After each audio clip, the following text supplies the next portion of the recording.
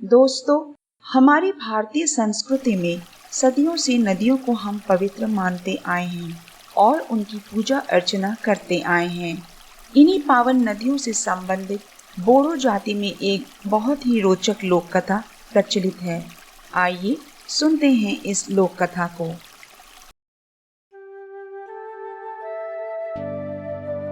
प्राचीन समय की बात है। एक प्रौढ़ दंपत्ति रहता था। जब वे बूढ़े हो चले थे, तब एक दिन पत्नी ने पति से कहा, हमारे जाने के बाद हमारे बच्चों को भोजन कैसे मिलेगा। यह बात सुनकर पति लंबी यात्रा करके धन के देवता कुबेर के पास पहुंचा। उनसे धान, दलहन, सरसों और लौकी के बीज लेकर वह 8 दिनों की यात्रा कर वापस अपने घर पहुंचा। कुछ दिन रहने के बाद वह अपने साथ सूखा भोजन लेकर खेती करने के लिए निकल पड़ा।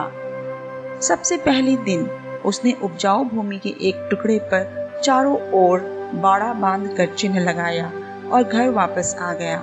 दूसरे दिन वह कुदाल और कुल्हाड़ी लेकर वहां गया, झाड़ियों को काटा और जलाया, मिट्टी को साफ किया, अपने खेत के चारों दिशाओं में पूर्व, पश्चिम, उत्तर, दक्षिण में भूमि पूजन की। उसके बाद उसने अपने कुदाल से दोनों ओर वार करके पौध रोपाई के लिए गड्ढों को तैयार किया और जब सब कुछ तैयार हो गया, उसने अपने विभिन्न प्रकार के पौधे लगाए और घर जाकर आराम करने लगा। जैसे जैसे समय बीतता गया, बूढ़ी औरत ये देखना चाहती थी कि फसल कैसी हो रही है। लेकिन बूढ़े आदमी ने कहा, रास्ते में कोई पानी की व्यवस्था नहीं है और अगर तुम्हें प्यास लग जाए तो तुम्हें कोई राहत नहीं मिलेगी। लेकिन वह जिद पर अड़ी रही और अपने पति को साथ लेकर जाने के लिए मनवा ही लिया।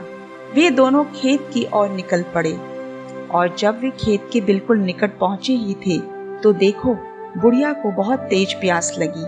बूढ़ा गुस्से में चिल्लाया, मैंने तुमसे क्या कहा था, पानी नहीं है पर फिर भी तुम्हें आना है। परंतु वो कहने लगी, यदि तुम मुझे पानी नहीं पिलाओगे तो मैं मर जाऊंगी, इसलिए जितना हो सके तुम्हें पानी लेकर ही आना है। कोई और रास्ता न देखकर वह बूढ़ा आदमी पानी की तलाश में चला गया। काफी खोजबीन के बाद उसे एक तालाब दिखा। उसने बुढ़िया की आंखों पर पट्टी बांधा और उसे खींचकर पानी के किनारे ले गया और उससे कहा, पानी पीना है तो पी लो, लेकिन तालाब की तरफ मत देखना। उस तालाब में बतखें और अन्य जल पक्षी पानी में खेल रहे थे, अपनी आवाजों से बहुत ही मधुर और आनंदित सा कोलाहल कर रहे थे। बूढ़ी औरत जिज्ञासा से उन्हें झांकती है। उन्हें उनके खेल में देखकर उसे भी अपने पति के संग खुश रहने की चाहत हुई। यद्यपि पति बहुत अनिश्चित था, तब भी उस पर वह हावी हो गई और बीतते समय के साथ उनकी कई संतानें हो गईं।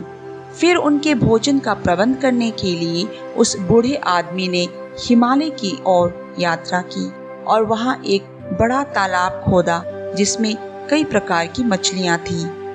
एक दिन सौभाग्य के देवता भगवान श्री अपने सफेद कुत्ते के साथ हिरन, खरगोश और कछुओं का शिकार करने के लिए उस रास्ते पर आए।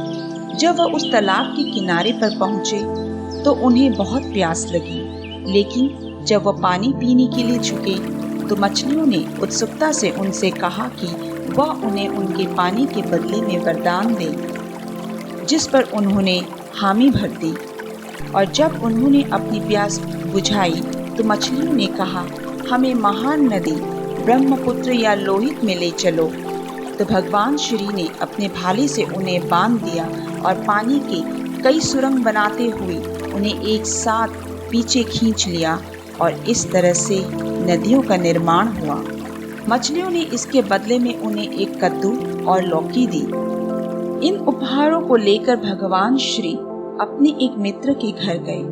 वहां उनके मित्र ने राजसी तरीके से चावल से बनी मदिरा और सुअर के मांस से उनका अतिथि सत्कार किया।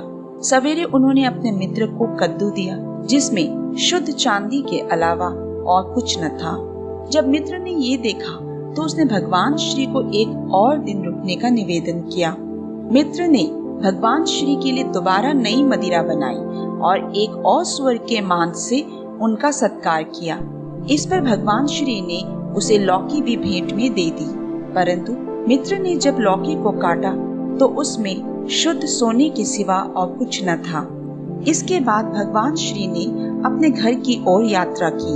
जब वह वहां पहुंचे तब उन्होंने पाया कि उनकी बेटी बहुत ही बीमार थी, और ऐसा इसलिए था क्योंकि उन्होंने उन उपहारों को दे दिया था जो मछलियों ने उनके लिए बनाए थे।